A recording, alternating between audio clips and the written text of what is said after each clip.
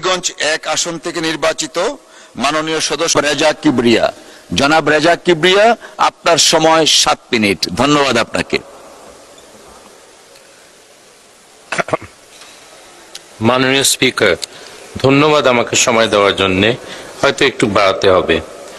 আমি এই বিষয়ে, বাজেটের বিষয়ে আমি কিছু বলতে চাই।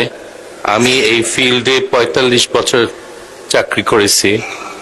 1984 সালে আমি আন্তর্জাতিক মুদ্রা তহবিলে চাকরি শুরু করি এবং শেষ করি আন্তর্জাতিক মুদ্রা তহবিলের উপদেষ্টা হিসাবে কম্বোডিয়ার অর্থমন্ত্রীর।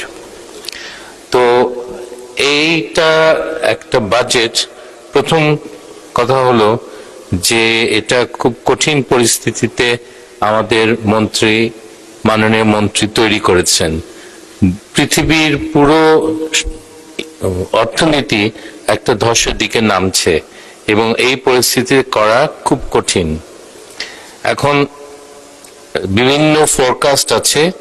ওয়ার্ল্ড ইকোনমিক আউটলুক ফোরকাস্টে প্রত্যেক 6 মাস পর পর কমছে এবং স্ট্রেটস অফ হরমুজ এর পরিস্থিতির জন্য এটাতে আশ্চর্য হওয়ার কিছু নেই। প্রথম কথা আমি বলতে চাচ্ছিলাম যে একটা স্ট্যাটিস্টিক্স এর একটা হায়ারার্কি আছে, একটা বেশি রিলায়েবল, একটা কম রিলায়েবল। সবচেয়ে রিলায়েবল সাধারণত যে নির্ভরযোগ্য সবচেয়ে হলো আমাদের মনিটারি স্ট্যাটিস্টিক্স, তারপরে ফিসক্যাল স্ট্যাটিস্টিক্স, তারপরে এক্সটার্নাল নাম্বারস, আর সবচেয়ে নিম্ন স্তরের হলো আমাদের রিয়েল সেক্টর স্ট্যাটিস্টিক্স। আমি বোঝাচ্ছি কি, ম্যাক্রো ইকোনমিক ব্যালেন্সেস কেন গুরুত্বপূর্ণ। প্রথমে আপনাদেরকে বলতে চাই যে আমাদের রাখাটা খুব গুরুত্বপূর্ণ। এটা আমাদের দেশের অর্থনৈতিক ভবিষ্যতের জন্য এটা করা দরকার। প্রথমে আমি ডেট নিয়ে আলাপ করতে চাই। আমাদের ডেট লেভেলস খুব বেশি না, 40% আমাদের ডেট সার্ভিস 20। ডেট নিয়ে আমি কিছু বলতে চাই না, শুধু বলতে চাই যে ডেট, কমার্শিয়াল ইন্টারন্যাশনাল ডেটের দিকে যাওয়াটা বোকামি হবে। আমরা সব সময় আন্তর্জাতিক বিভিন্ন সংস্থার ডেটের দিকে যাই। কি কারণে? কারণ শোধ করার সময় সীমা অনেক বেশি এবং ডেটের রেটও খুব কম, 0.5%, 1%। এখন এই বাকি আমার কথাগুলি আমি একটা সার্টেন ফরম্যাটে ফেলবো। শুরু করব রিয়েল সেক্টর দিয়ে। প্রথমে আমাদের মুদ্রাস্ফীতি। এখন মুদ্রাস্ফীতি আপনারা ভাবছেন যে এটা শুধু একটা পৃথক একটা ইস্যু। নো, মুদ্রাস্ফীতি সবকিছুর সাথে জড়িত। এক্সচেঞ্জ রেটের সাথে জড়িত, মনিটারি পলিসির সাথে জড়িত, আমাদের গ্রোথের সাথে জড়িত এবং আমাদের ফিসক্যাল পলিসি কি সেটার সাথে জড়িত। তো মুদ্রাস্ফীতির খুব বেশি বড় একটা সমস্যা নাই, কিন্তু একটা জিনিস আপনাদেরকে বলি, মুদ্রাস্ফীতি কম রাখাটা শ্রেয়। এই কারণে যে আমাদের এক্সচেঞ্জ রেট এর যে প্রত্যেক বছরে যে কমে, এর কারণটা হলো যে আমাদের ট্রেডিং পার্টনার্স এর মুদ্রাস্ফীতির গড়ের মুদ্রাস্ফীতির সাথে আমাদের মুদ্রাস্ফীতির তফাৎটা উপরে সবকিছু নির্ভর করে। যদি আমাদের মুদ্রাস্ফীতি 10 হয় আর আমাদের ট্রেডিং পার্টনার্স এর 3 হয়, তাহলে আমাদের এক্সচেঞ্জ রেট 7% কমবে।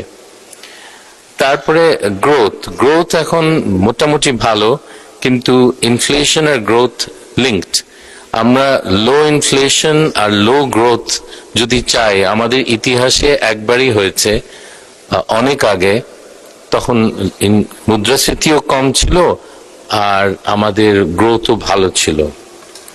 এখন লেবার এন্ড ওয়েজেস, এইগুলি আমাদের শ্রমজীবীদের বেতনের একটা গুরুত্বপূর্ণ একটা প্রভাব পড়ে মুদ্রাস্ফীতির। সবচেয়ে ভালো অবস্থা কখন জানেন?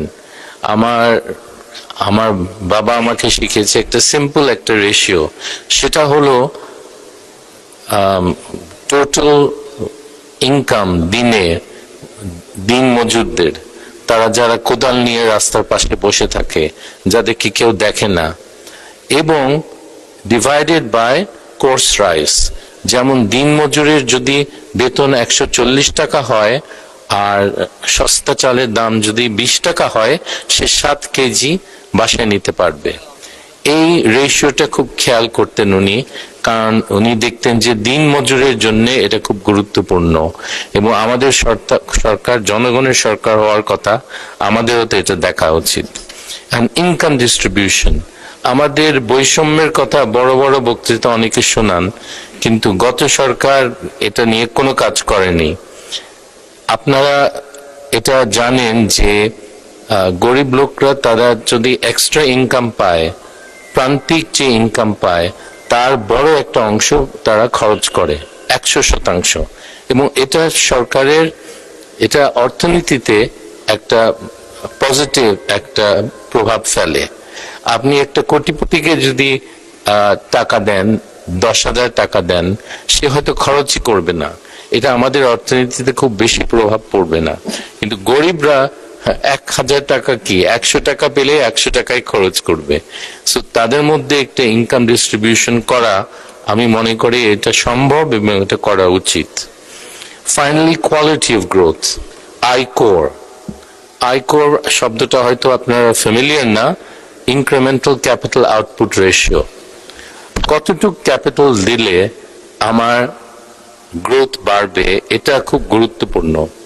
আমি যদি টাকা দিয়ে অনেক বিনিয়োগ করি আর বড় বড় 7,000 স্কোয়ার ফুটের অ্যাপার্টমেন্ট বানাই আর শপিং মল বানাই, আমার প্রবৃদ্ধির হার বাড়বে না। আমার মাননীয় সদস্য, আপনি কমফোর্টেবলি শেষ করতে গেলে কয় মিনিট লাগবে? আচ্ছা, তাহলে আপনাকে আর 4 মিনিট দেওয়া হলো, দয়া করে 4 মিনিটের মধ্যে শেষ করুন। মিনিট দেন। হ্যাঁ জি, পরে আমি ইউটিউবে 4 মিনিটস থাকতে হবে আমাকে।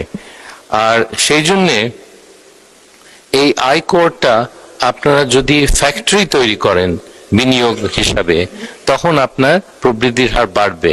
আর আপনি যদি শপিং মল তৈরি করেন, এটাতে বাড়বে না।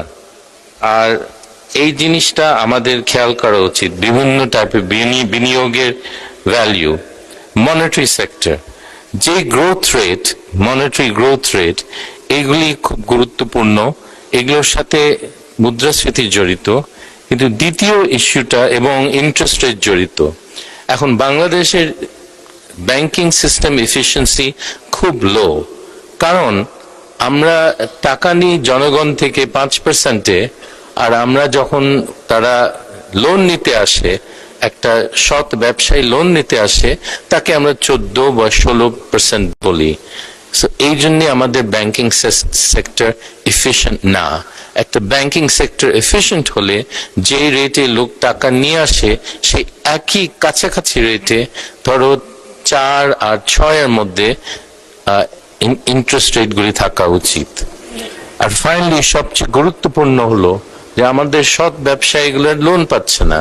সবচেয়ে গুরুত্বপূর্ণ হলো যে আমাদের ডিফল্ট সিস্টেম, ব্যাংকিং এর ডিফল্টের যে ডেফিনিশন, এটা আমরা পাল্টে দিয়েছি।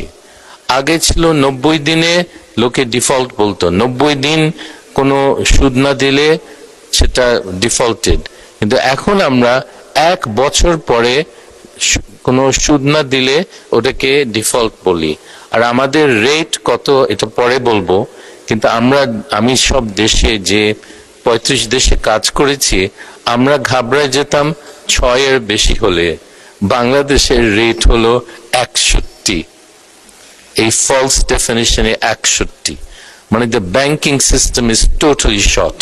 এবং এটাতে করা কোনো পদক্ষেপ সরকার না নিলে এরকমই থাকবে, এবং অর্থনীতি অগ্রগতি আপনি আশা করাটা আপনাদের ভুল।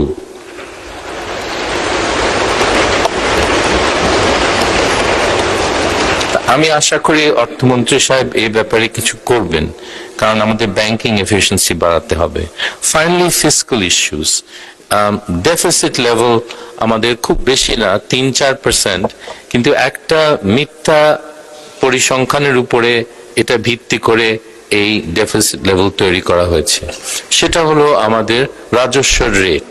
রাজস্বের রেট গত 15 বছরে 80, 84, 84 উপরে কোনোদিন যায়নি, এক বছরে 70 ছিল। সো আমরা বাজেট করি হাই রাজস্ব রেটে, কিন্তু আসলে এটা হয় না, এবং এটা প্রত্যেক বছরে হয় না। প্রত্যেক বছরে হয় না, তো এটা একটা আন্দাজ করা উচিত। আর তখন শেষ মুহূর্তে আমাদের মন্ত্রী, মহামান্য মন্ত্রীকে ফাইন্যান্সিং করতে হবে।